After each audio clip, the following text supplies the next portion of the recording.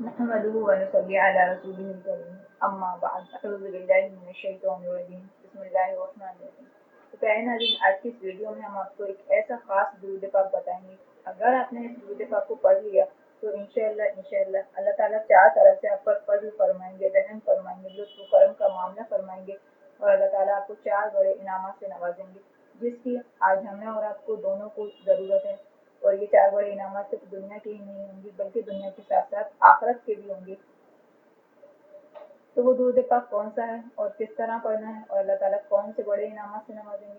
تو ویڈیو میں آگے بڑھنے سے پہلے آپ سے چھوٹی سی گزارش ہے، اگر آپ چینل پر پہلی بار آئیں تو پلیز چینل کو سبسکرائب کر کے بیل آئیکن کو پریس کر کے آل پر کر دیں. تو اللہ تعالیٰ کون سے چار بڑے انعامات سے نوازیں گے؟ ان میں سے پہلا ہے اللہ تعالیٰ ساری زندگی قرض میں مبتلا نہیں کریں گے. قرض دنیا کی شدید ترین سخت چیز ہے. یہ ایک ایسی سختی ہے، آپ قرض کے بارے میں ان لوگوں سے پوچھیے جو آج قرض میں مبتلا ہیں. دوسرا ہے اگر قرض ہوگا بھی تو اللہ تعالیٰ اس کو ادا کر دیں گے. سوچیے کتنا بڑا اللہ تعالیٰ انعام اور قرض کا معاملہ فرمائیں گے. تیسرا ہے اللہ تعالیٰ نعمتوں کا سوال نہیں کریں گے. قیامت کے دن جب حساب کتاب ہوگا تو اللہ تعالیٰ نعمتوں کا سوال نہیں کریں گے.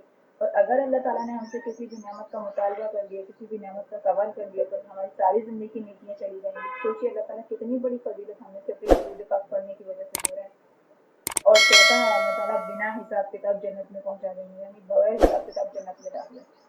تو یہ چار وہ بڑی فضیلتیں ہیں، چار وہ بڑے انعامات ہیں جس کی آج ہمیں اور آپ کو دونوں کو ضرورت ہے. آپ خود سوچ کر بتائیں کہ آپ کو ان کی ضرورت ہے.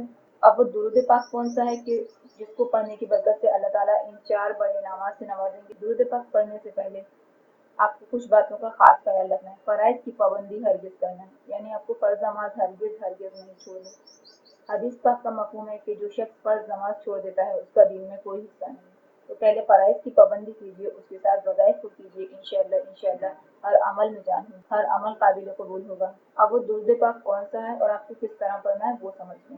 آپ کو اسکرین پر یہ درود پاک نظر آ رہا ہے، اللہم صلی علی محمد وعلی آلہ وبارک وسلم. یہ درود پاک ایک مرتبہ ہوا. اس طرح آپ کو 100 مرتبہ پڑھنا ہے اور ظہر کی نماز کے بعد 100 مرتبہ یہ درود پاک پڑھنا ہے. اس وظیفے کو آپ معمول بنا لیں تو انشاءاللہ اللہ تعالیٰ آپ کو دنیا کے ساتھ ساتھ آخرت کی بھی یہ چار بڑے انعامات سے نواز دیں گے جو دنیا اور آخرت دونوں جہاں کے لیے کافی ہیں. تو امید ہے آپ کو یہ ویڈیو پسند آئی ہوگی. اگر آپ کو ویڈیو پسند آئی تو آپ اسے لائک کیجیے، اور اگر آپ کو لگتا ہے کہ یہ ویڈیو کسی اور کے لیے ہیلپ فل ہے تو آپ ویڈیو کو شیئر کر کے سب آپ کے سامنے حصہ لیجیے. اور اگر آپ کو کوئی قیمتی سوال یا پھر آپ کی کوئی قیمتی رائے ہے تو آپ کمنٹ باکس میں اس کا اظہار ضرور کریں. آمین.